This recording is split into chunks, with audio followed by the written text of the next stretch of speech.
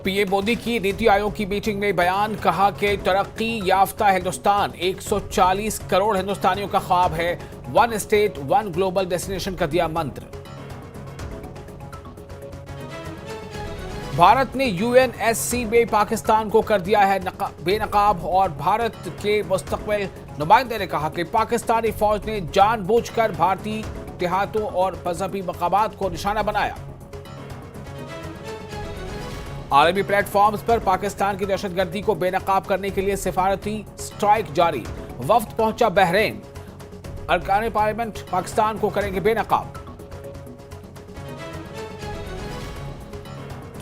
पुंछ के मोहल्ला डोंगस में गोलाबारी मुतासिरीन से राहुल गांधी ने की मुलाकात। नुकसान का लिया जायजा। स्कूली बच्चों से भी की मुलाकात। कहा, आपके हौसले को सलाम। जम्मू कश्मीर के अपोजिशन लीडर सुनील शर्मा का बयान। कहा, जम्मू कश्मीर को जल्द मिलेगा रियासत का दर्जा। ये कदम एनसी जैसी जमातों के शोर या दबाव का नतीजा नहीं होगा।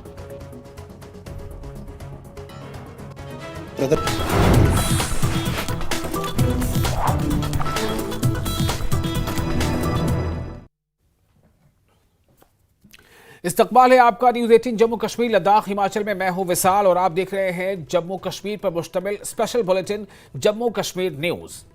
कांग्रेस के मेंबर पार्लियामेंट और लोकसभा में हिज़्ब इख्तिलाफ। राहुल गांधी पुंछ से जम्मू रवाना हो गए। आज पुंछ दौरे पर राहुल गांधी पहुंचे थे। यहां उन्होंने पाकिस्तानी गोलीबारी में जो मुतासरीन थे उन लोगों से मुलाकात की, उनका हालचाल जाना।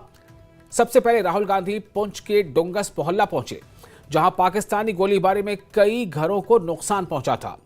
यहां लोगों से मुलाकात के बाद राहुल गांधी डोंगस मोहल्ले के ही उस क्राइस्ट स्कूल में पहुंचे, जहां पढ़ने वाले 3 बच्चों की पाक गोलीबारी में मौत हो गई थी। राहुल गांधी ने स्कूल जाकर वहां पढ़ने वाले बच्चों से मुलाकात की और उनके हौसले को सलाम किया। इसके बाद राहुल गांधी गुरुद्वारा सिंह साहब सभा पहुंचे।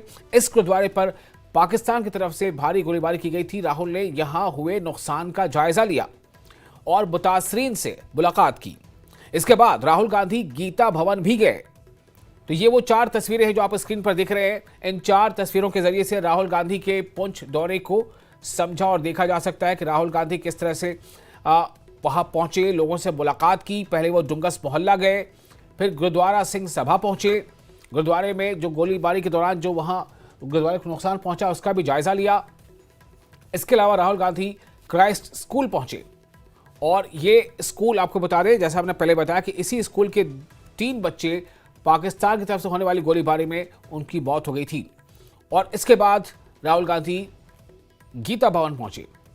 राहुल गांधी ने बच्चों से मिलकर बताया कि आपके जज्बे को सलाम है।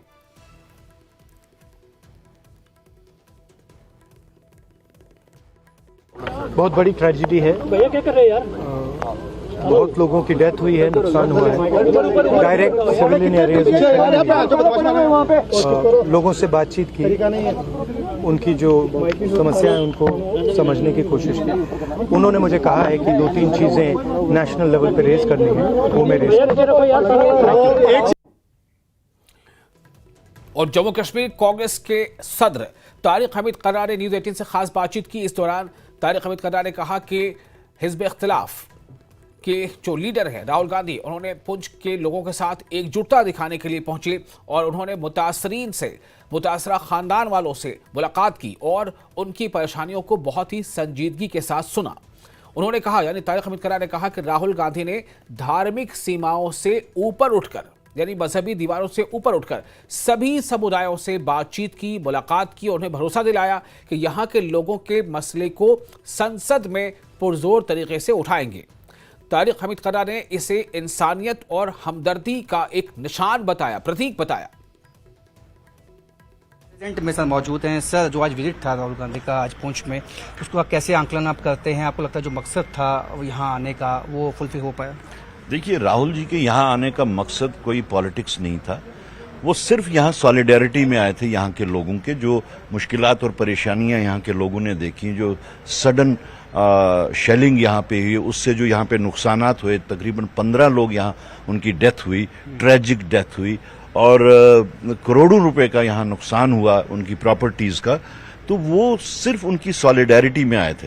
हालांकि इतने बड़े मुल्क में इतने बड़े बड़े लीडर्स अपने क्लेम बताते हैं कि हम तो विश्वगुरु भी बन चुके हैं अब, लेकिन पुंछ के लोगों का और किसी ने नेशनल लेवल के लीडर ने खैर खबर नहीं ली।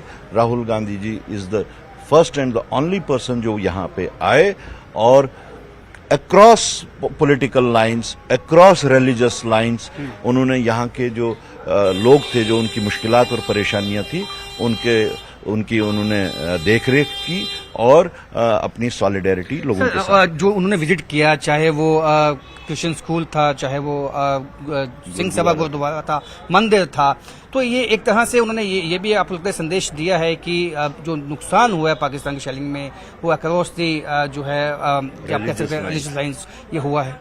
देखिए, गन हैज नो आईज। वो ये देख के नहीं किसी के ऊपर पड़ता है कि ये हिंदू है, मुसलमान है, सिख है, ईसाई है। ये हिंदू, मुस्लिम, सिख, ईसाई का जो सबसे बड़ा गहवरा हमारी स्टेट में जो दिखाया है आज भी, वो पुंछ ने दिखाया है। ये आज की बात नहीं है, ये हमेशा से की बात है। पुंछ टाउन ने हमेशा से एक पॉजिटिव रोल, खासतौर से जो यहाँ की माइनॉरिटीज हैं, जो यहाँ के हिंदूज हैं, जो यहाँ के सिख हैं, जो यहाँ के क्रिश्चियन हैं, उन्होंने हमेशा से यहाँ पे पॉजिटिव रोल दिखाया है। देखिए, एक तो उनका जो शेड्यूल प्रोग्राम था उसमें से सिर्फ एक प्रोग्राम वो नहीं कर पाए जो यहाँ डाक बंगले में आके लोगों से मिलना था। उसकी वजह यह है कि पायलट ने डिक्लेयर कर दिया था कि 1.5 घंटे के बाद यहाँ मौसम खराब होने वाला है, तो उसके बाद में फिर चॉपर नहीं उठ पाएगा। तो that is the only program. बाकी शेड्यूल के मुताबिक सारा प्रोग्राम उन्होंने कर। तो शेड्यूल के मुताबिक सभी प्रोग्राम जो है राहुल गांधी ने यहाँ पे अटेंड किए हैं। एक प्रोग्राम जो है कट शॉर्ट करना पड़ा मौसम की वजह से, और जो मकसद था उनका यहाँ पे सॉलिडेरिटी दिखाना लोगों के साथ, वो मकसद उन्होंने अपना जो है वो मुकम्मल किया है। कैमरामैन समय भट्ट के साथ राजन वैद, न्यूज़ 18 पुंछ। और जम्मू कश्मीर के नेता प्रतिपक्ष यानी हिज़्ब इख्तिलाफ जम्मू कश्मीर सुनील शर्मा ने बड़ा बयान देते हुए कहा है कि जम्मू कश्मीर को जल्द ही राज्य का दर्जा वापस मिलेगा। उन्होंने ये भी कहा कि ये कदम नेशनल कॉन्फ्रेंस जैसी पार्टियों के शोर या दबाव का नतीजा नहीं होगा, बल्कि बीजेपी की निरंतर विकास प्रयासों का परिणाम होगा। सुनील शर्मा ने कहा कि केंद्र सरकार पूरी संजीदगी से जम्मू कश्मीर के लोगों के हित में काम कर रही है और राज्य का दर्जा बहाल करना उसी प्रक्रिया का हिस्सा है। आपको लग रहा है कि स्टेटहुड दोबारा वापस मिल सकता है, जिस तरह डबल कंट्रोल कह रहे हैं कि कश्मीर जम्मू कश्मीर में है, ऑपरेशन सिंदूर के बाद लोग कह रहे हैं कि काम काज नहीं हो रहा। मैं कुपवाड़ा के इस मजबूत धरती से एक मैसेज देना चाहूँगा, विशेषकर कश्मीर के लोगों को, आप गुमराह मत होइए। स्टेटहुड आएगा, हम लाके रहेंगे। इसमें नेशनल कॉन्फ्रेंस का कोई रोल नहीं, पीडीपी का कोई रोल नहीं। उनका जो रोल है, जो उनने कहा था सिलेंडर, राशन, पेंशन, वो रोल उनका है जो वो भटका रहे हैं। रोल हमारा स्टेटहुड का है, मोदी जी का है, अमित शाह जी का है, वो लाके रहेंगे। इनके कहने पे नहीं लाएंगे, इनके जोर जबरदस्ती से नहीं आएगा। जब अप्रोप्रिएट समय आ जाएगा, स्टेटहुड आएगा। आप जम्मू कश्मीर के लोग इनसे सिलेंडर मांगे, आप जम्मू कश्मीर के लोग इनसे फ्री बिजली मांगे, आप जम्मू कश्मीर के लोग इनसे 10 किलो एक्स्ट्रा राशन मांगे, वो रोल इनका है। इनका रोल बड़ा नहीं है।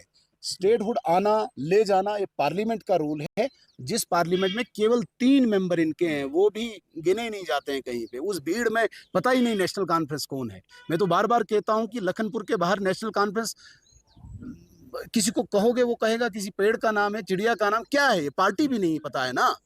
भारतीय जनता पार्टी का कंपैरिजन आप नेशनल कॉन्फ्रेंस से नहीं कर सकते हो। भारतीय जनता पार्टी दुनिया की सबसे बड़ी पार्टी है। हमें 20 से ज्यादा स्टेट्स में इस वक्त हुकूमत कर रहे हैं। 1648 हमारे एमपी हैं।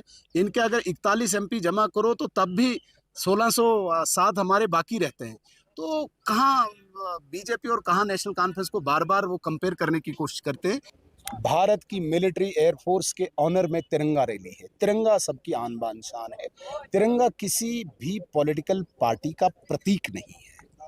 तिरंगा हाथ में लेके चलना वो वतन की एक हुब्ब वतनी का एक प्रदर्शन करना होता है, इजहार करना होता है। उसमें सियासत कहीं पे भी नहीं है। और अगर हमारी मुल्क की सेना ने, हमारी मुल्क की मिलिट्री एयरफोर्स ने इतना बड़ा काम किया है, क्या उनके ऑनर में लोग बाहर निकलें, इंडियन मिलिट्री जिंदाबाद के नारे लगाना कोई पॉलिटिक्स हो सकती है?